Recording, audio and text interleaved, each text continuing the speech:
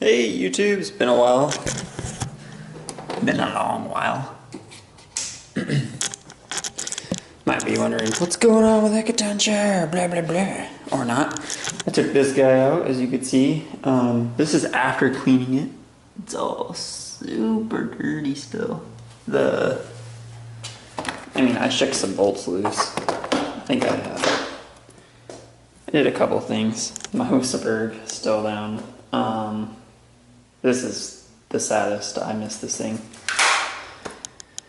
It was so much fun. And I was still super new before I got it to this point. What else is going on? Well, you know me. Most of my stuff's usually in this condition. So, yeah. Went and got my bike dyno tuned. Awesome, I know. And what happened? The rear tire blew out. It was not a new tire when I bought the bike. The guy said it was. So, that used to be black. Cleaned it up as best as I could. What do I got for tires? I used to have a Michelin Road 3 or something, more of a touring with a little bit of sticky. It was probably more sticky than I could use, to be completely honest. I still don't feel comfortable on the R1. But, more seat time and the more stuff I fix, the better. Wow, I get my tire replaced at HK Motorsport. It's right next to my house, and they actually replaced the valve for free. Didn't even tell me. I went with the Bridgestone Evo, the S20 Evo. I got the 20, tire tech. Literally got the 20. I haven't even been, anything but to and from work a couple times. So, huge chicken strips on the front. I got the 20, and then they literally released the Evo 2, which is supposed to have better everything. So, that sucks, but oh well. That's, at least I'll have a tire to upgrade to. What am I doing with the R1 still apart? Because you see the tire there. You can't see it, but this is all just gunk.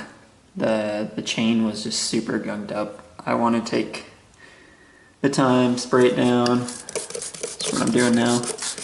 Pretty much just spraying the crap out of it.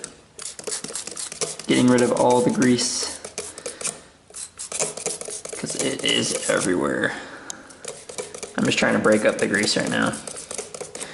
And then I'll pop the tire back on, and away I go. I wanted to talk about the actual dyno tune though. So I posted on my Facebook. I don't have very many followers on there, but I posted the results. I was making 127 horsepower, and on the dyno, R1s make around 160 when they're new. And the guy found out the exhaust valve was actually shutting at 9,000 RPM.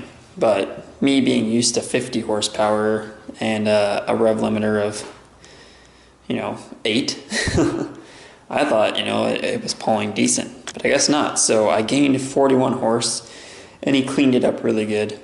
But Yamaha does this really cool thing with a lot of their bikes that aren't that are all drive-by-wire. There's a just still finding stuff that's off with the bike. But you twist the throttle and you get on it, it won't give you full throttle right away. It'll give you what it thinks is safe. And that's good for maybe someone who isn't used to, full throttle all the time. But when in between shifts, it would lag for a good second before the power would get back onto it, because I'd come back in trying to rev match and get where I want it, which I'm used to doing with the Supermoto, and I felt like just bring that over to the R1, and that's not the case. So I went off and got the ECU reflashed, which unlocked everything. It also set me up for speed shift if I want that. And I might be getting that for a discount, and that pretty much just goes right here. Whoop, tuck that later.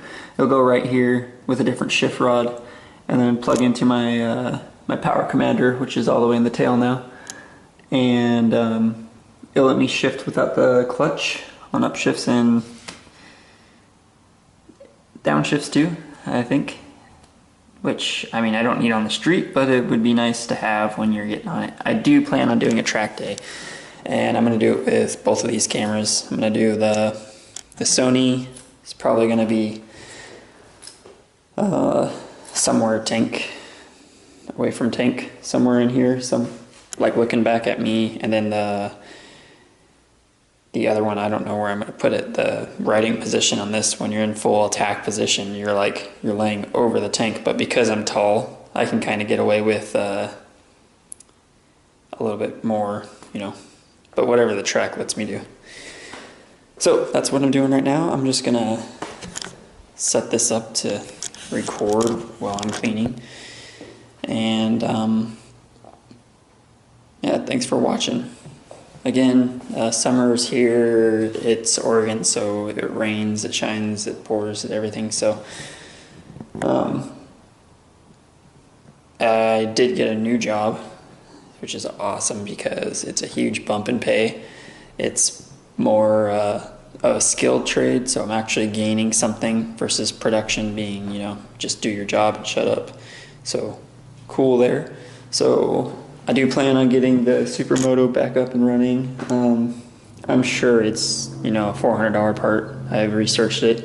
I just don't have the money, or, this thing I'd rather spend money on right now, just because I didn't ever think I would own an R1 or have the chance to, but it's right here. It's in my garage somehow. Got pretty lucky there. So more downhill. I know I got a huge bump in views for anything about this bike, and I'd like to keep going off on it, and if I can't afford upgrades, upgrade. If I can break it where it's going to break, and save someone money down the line. I know everyone says they're crap, but this is more than enough for me, like I've said. So thanks for watching, and I'll see you guys later. Peace.